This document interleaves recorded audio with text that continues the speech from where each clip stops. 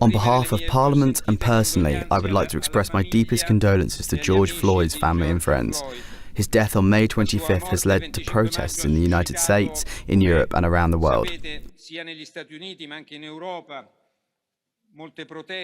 These protests show everyone that the respect of democratic values and human rights is fundamental and a challenging task we must work at every day. We shall only rest when Martin Luther King's dream becomes a reality and people will not be judged by the colour of their skin but by the substance of their character.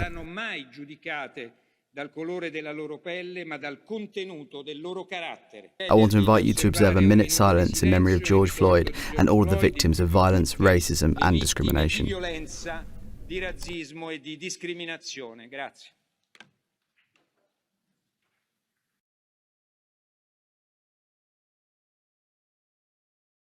Thank you, President, honourable members. Thank you for inviting the Presidency to share its views on the crucial topic of racism.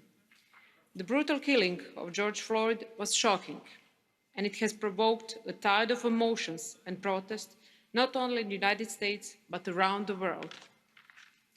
I would like to start by using this forum to express, on behalf of the Croatian Presidency and of the Council, my deepest condolences to the family and friends of George Floyd. Let me say loud and clear that we stand in solidarity with victims of racial discrimination across the world. Thank you. I now give the floor to the Commission to respond. Madam Jourová, you have the floor. Thank you, Commissioner. Thank you very much, Madam President, honourable members. Thank you very much for this very important debate. I think it was very obvious from what the President of the Commission, Ursula von der Leyen, said in her opening speech. No place for racism in our Union.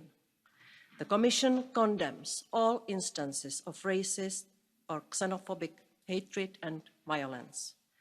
But let me also be clear that we condemn violence in general, wherever it comes from, and that the police needs to do its demanding job, but always within clear limits of the law.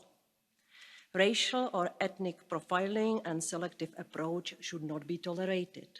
And by the way, our Fundamental Rights Agency already published, I think 2 years ago, very useful guidelines which could serve as a training for. Madam President, dear colleagues, the murder of political activist Charlie Kirk, a husband, loving father and patriot, has shocked the world.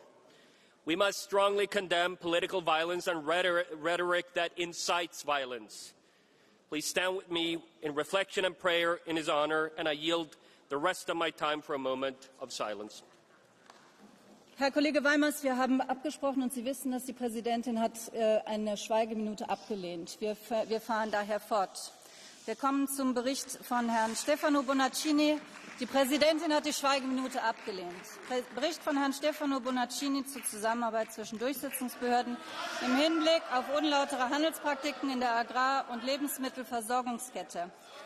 Abstimmung, Eintritt in die interinstitutionellen Verhandlungen. Wer ist dafür?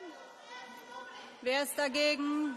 Wer enthält sich? Angenommen. Der Ausschuss kann damit unverzüglich interinstitutionelle Verhandlungen aufnehmen. Vielen Dank. Gemeinsame Entschließung. Sehr geehrte Kolleginnen und Kollegen!